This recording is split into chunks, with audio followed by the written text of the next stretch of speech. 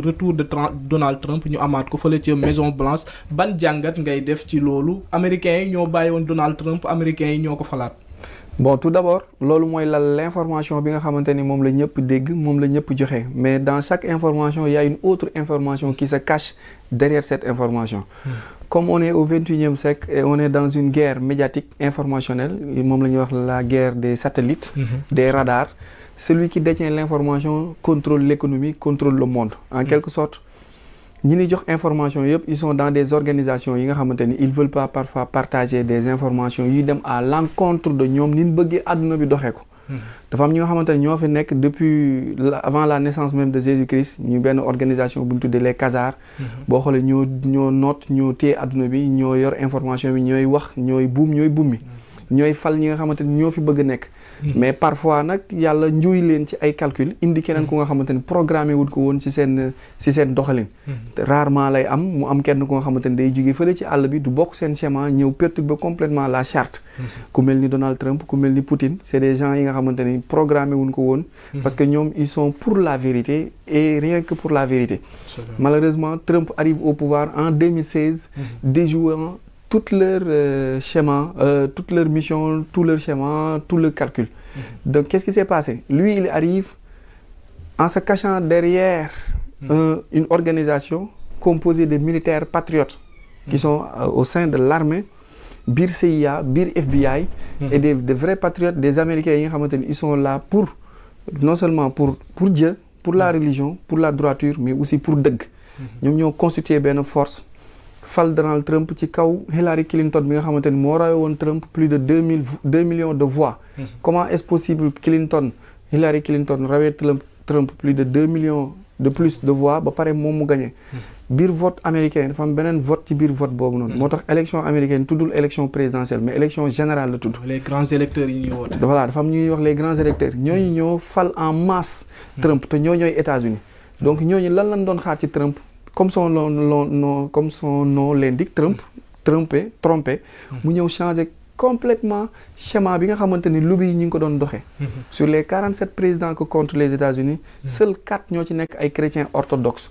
43 yëpp ils ont été financés, portés et mis au pouvoir par ces organisations. Trump vient avec ses propres moyens, avec l'aide des patriotes militaires américains, mais aussi par des chrétiens orthodoxes, des croyants, des musulmans et des juifs croyants. Nous portent quoi, mais aussi ils étaient là pour Kennedy, parce que Kennedy faisait partie des meilleurs présidents américains, finalement assassinés parce que dafa bokkul woon ak ñoom gis-gis. Ce même Trump a subi 12 coups d'état institutionnels ou physiques yu échoué, avec 53 chefs d'accusation yu xamante ne ko traîner en justice. Amul benn bu mu ci perte moo gagné yépp. Tout. Maintenant, on se pose la question, pourquoi 2016 à 2020, il n'y a eu pas de guerre? Pour régler tout le problème du Moyen-Orient, Proche-Orient. Il a réglé presque toute l'économie américaine. Il a réglé l'économie qui a 9-8 points de chômage. Il a 1,50. Là, on se pose la question, comment les médias ont diabolisé? Il y a élection, entre guillemets, de perdre les élections. Il n'a pas perdu les élections. Les États-Unis ont subi un coup d'État électoral en 2020. Ce coup d'État électoral en 2020, moo jël Trump en cachette mu nekk le président vrai en cachette jël le faux président devant les écrans. Kan ngay mooy le faux président? Joe Biden. Moom mi nga xam ne dañ ko élire en 2020 nga ne c'est le faux président. Joe Biden n'a jamais sorti la Maison Blanche. Pour ñi nekk Amérique wala ñiy tugg ci YouTube bi xam ne YouTube du la jox la vraie information. France 24 duñu jox la vraie information. TV5 duñu jox les vraies informations te ñun Sénégal ci site yooyu la ñuy jëlee information yi. y a des canaux yi nga xamante ni ak des voix yi nga xamante ni nit mën na fa am information vraie en temps réel te bokkul ak ces plateformes digitales yi nga xamante ni c'est matrice lobby boobu ñoo ko contrôler di jàllale ak di segg information bi mu bëgg nit ñi di ko dégg. looloo tax ñu sonal ki moom Telegram. Parce que mon information mënoo ko déjouer te doo ko segg ak yeneen canal yi nga xamante ni ñi ngi jàllale la vraie information. Maintenant ce Biden a été mis en place, orchestré, organisé, capturé, capté et gardé par l'armée américaine biir Maison Blanche le temps qu'on règle le problème pendant ces 4 dernières années de 2020 à 2024. Maintenant Trump chez lui à Mar-a-Lago, Floride, c'est lui qui signait les décrets, en quelque sorte. Mais voulant empêcher une guerre civile, on a montré à toute l'humanité que c'est Biden qui déroulait. Montage yooyu ngeen doon gis mu yéeg ci avion ak yéegam yëpp c'était des films hollywoodiens qui se déroulaient. Mais Biden n'a jamais sorti la Maison Blanche, n'a jamais quitté Washington. C'est Trump lui-même qui dirigeait. Donc loolu dina jur spéculation ak débat ak werante gu bari nag. Fii ak quelques mois wala quelques années. Que toute l'humanité se rendra compte que kon nii la demee. Xam nga il a fallu 3 ans 5 ans après pour ñu xam ne Covid bi dañ doon nax. Il va falloir aussi beneen 4 ans beneen 5 ans aussi pour ñu xam ne élection américaine 2020 yi kii la woon coup d'état la woon. Mais une grande nation comme les États-Unis ana lan moo leen war a jaral ñu fiy teg président bu nga xam ne c'est un président fantôme amul benn njëriñ keneen mooy diriger lan moo leen poussé ñu def loolu. xam nga moo tax bi may commencé la avant la naissance de Jésus-Christ ni la am na benn organisation bu tudd Khazar. ñoom ñooy les grands descendants ñoom ñooy les pas les descendants mais ñoom ñooy les aïeux de ce qu'on appelle aujourd'hui Illuminati franc-maçonnerie. ñoom la ñuy woowee ñi nga xamante ni ñoo téye adduna bi ñoo ko ŋànk par des lobbies mouvements sataniques et autres. nee naa États-Unis depuis 1776 ba tey sur les 47 présidents yi mu am 43 yëpp ci ñoom lañ bokk ñoo lay fal te avant ñu lay fal xam nañ ko.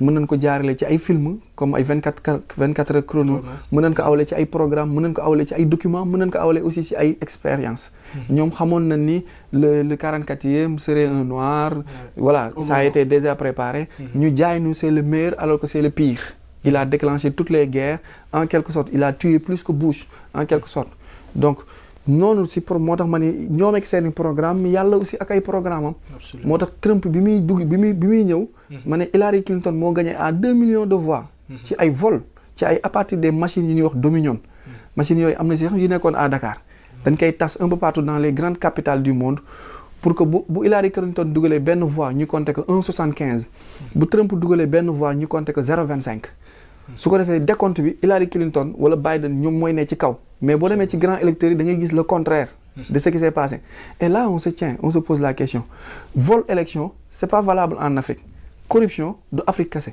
loolu c'est humain c'est partout c'est des lobbies c'est des organisations qui s'arrachent le pouvoir pour continuer à maintenir la gestion et comment dirais-je piétiner en quelque sorte la grande masse pour éviter le réveil.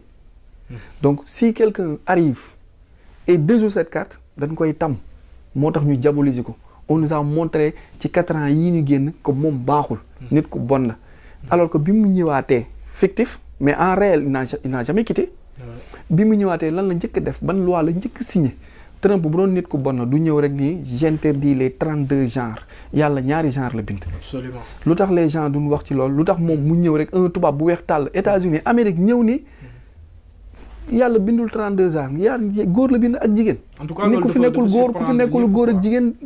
acca amatul école transgenre. amatul sport transgenre les militaires transgenres dañ leen di génnee rang yi. les prisonniers transgenres yi nekkoon ci kaso jigéen ñi dañ leen di yóbbu fële. Les gens ne parlent pas comment quelqu'un peut venir signer des lois comme ça et du tikkee nit ñi. te nit ñi doon wax kii ku bon la. te fii képp ku fiy dox pour jëm ci yàlla dañ lay wax ne yow baaxoo. Là il est question qu'on se pose la question réellement. lu taxoon bi Covid bi amee. mu ni lii du feebar. ay tappale la. naan leen ci chloroquine bi ngeen génn man États-Unis du ma confiner kenn. ba pare dinaa génn OMS. te def na ko ñu jëm mu ñëwaat. officiellement mais officieusement mi ngi foon. deuxième loi bi mu njëkk a def mooy man États-Unis damay génn OMS parce que da ngeen di tappale. mais tappale boobu njëkk ko wax docteur Raoul wax na ko. français bi feebar bi amee ne waxul woon africain yi feebar bi ay naxaate leen naan leen ci niimaa gi. ba ivoirien yëpp daw xoos niim yeeg nebedaay. ak saab-saab ñëpp dem naan si commencé woon jël. ñii daw di vacciné wu ñii bu ñu vacciné bu kenn vacciné wu. lan lañ ci dégg léegi ñun ñëpp xam nañ ni vaccin yi c'était pour nous insérer des puces. ARN messenger pour nous contrôler. La vérité a fallu 5 ans pour que les gens se réveillent.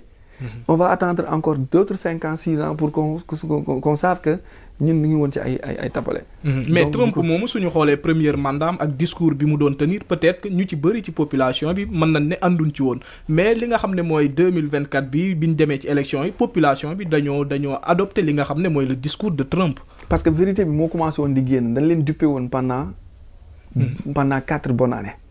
Ils se sont rendu compte que lu bari xew na fi te ay nax la woon te moom Trump li mu doon wax 2016 yëpp ndekete kon moo leen jik dëgg la te moom bi mu fi nekkee guerrewul te économie mi ngi doon dox te États-Unis mi ngi stable.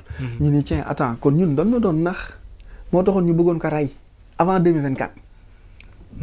ba ci élection yi gis nañ fi benn tentative. benn jàllul c'est parce qu'il a le soutien d'une branche dans l'armée américaine ñi nga xamante ni c'est des militaires patriotes. gis nga l'armée américaine mooy armée bi gën a patriotique bi gën a républicain dans le monde. ñoom faalewuñu président ñoom États-Unis lañ gëm.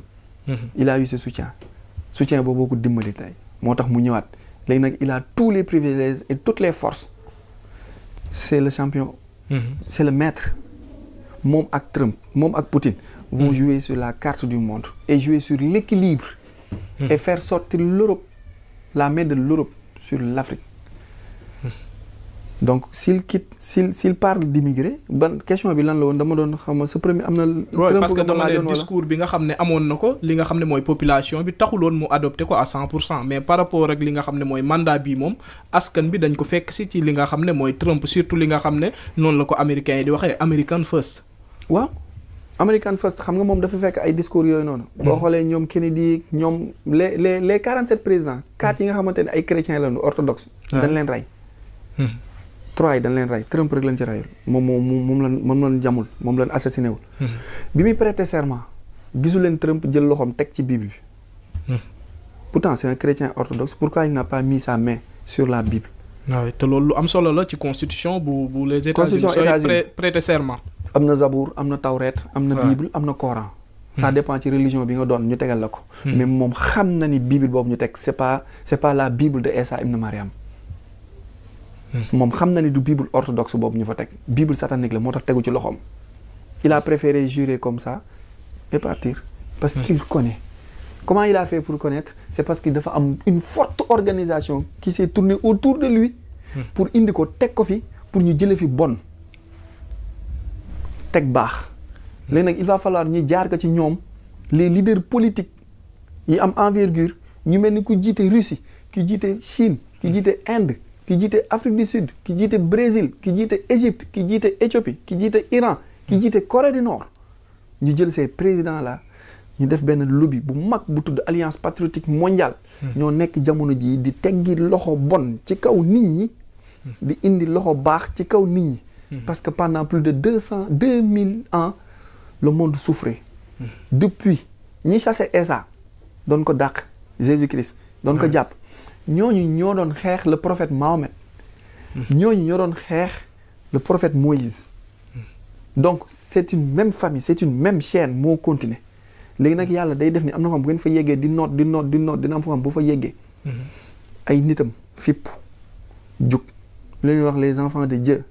les gens du bien ont une force une mainmise maintenant sur le pouvoir satanique bi nga xamante ni moo téye adduna bi ci lañ doon dox ci naxe ci lëndëm takk suñuy bët takk suñuy nopp jàngal na lu amul gëmloo ñu lu amul waxloo ñu lu amul les gens commencent à rendre compte que nous étions dans un monde faux la réalité va sortir et pour faire sortir cette réalité il faut le faire passer par les dirigeants des États forts très forts pour que ñuy mën di dóor ci table bi par la force ñuy exécuter di appliquer ay lois. moo tax mu def 6 mesures. bi mu yegsee les 6 premières mesures. OMS Paris climat frontière bi transgenre bi ak OMS. yooyu sax bëgg naa bu ci nekk ñu càmbar ko mais li ngay wax sànq mooy voilà pouvoir satanique bi nga xam ne ñoom bëgg nañ ko fi génnee est-ce que dina nekk lu nga xam ne lu yomb la parce que li ñuy faral di dégg mooy le nouveau ordre mondial te loolu puissance yu bari ñoo ci nekk mais aussi ay lobby yu nga xam ne yu am doole la mais est-ce que loolu xeex ko ba mu jógee fi dina nekk lu nga xam ne lu yomb la d'autant plus que dafa dem ba askan bi dañ ko adopté. xeex bi du tey.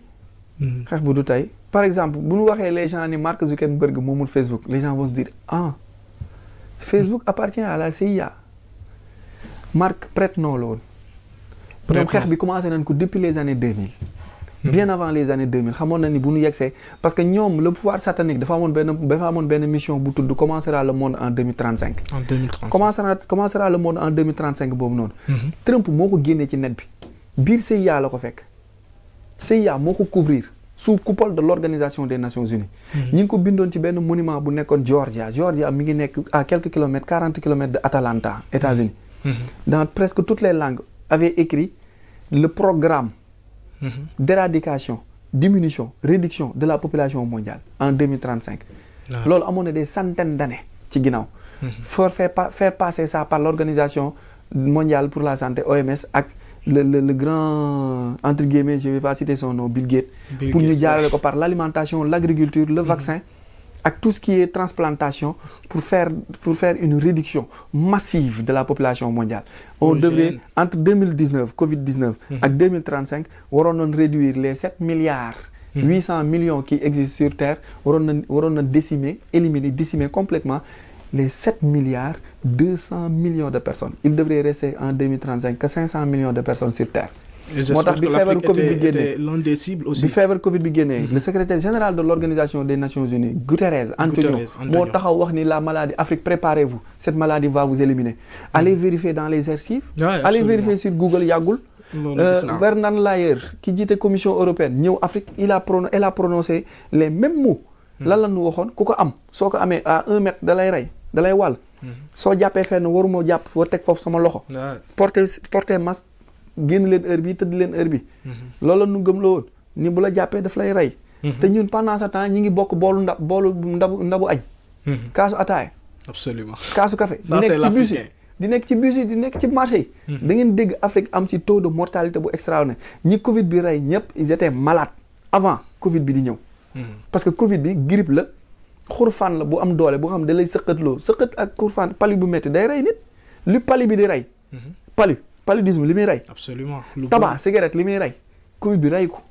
Covid bi mensonge li mu doon rey yëpp ah 90% c'était des mensonges. Après ces vérités là vont sortir que ñu bari du woon ay nit ay mannequins la woon. nombre pour augmenter le nombre de morts. am ñoo xam dañ leen doon fay dans des laboratoires cinématographiques pour ñuy simuler des morts pour qu'on compte le nombre de morts pour faire peur à la population mondiale et pour passer leur programme de vaccination. Ça n'a pas réussi. Donc kooku bu ñëwee il a le droit de dire à OMS je vais plus participer. ci sa organisation bi nga nekk xam ne ay caaxaan la. mais en dehors de caaxaan yooyu sax foofu laa bëgg nga teg fa sa baaraam parce que Covid bi mu ñëwee tamit bokk na ci li nga xam ne moo tax nguuru ki nga xam ne mooy Trump chuté parce que Covid bi am na ay conséquences yu bëri ba tax na. américains yi meree ko aussi. si effectivement que la France et la Chine. à partir des laboratoires ñu ngi ko toggee France waxtaanee ko Davos benn couple jugee France dem Wuhan. ci laboratoire ba. ca Chine déclenché fa virus bi dóor ko humanité bi jël ko pour faire reculer Trump parce que da doon dal seen kaw fallait lui faire reculer en passant une maladie bu nga xamante ne day réduire économie bi day réduire politique bi da koy arrêter comme ni ñu explosé comme ni ñu créé séisme tremblement de terre bi amoon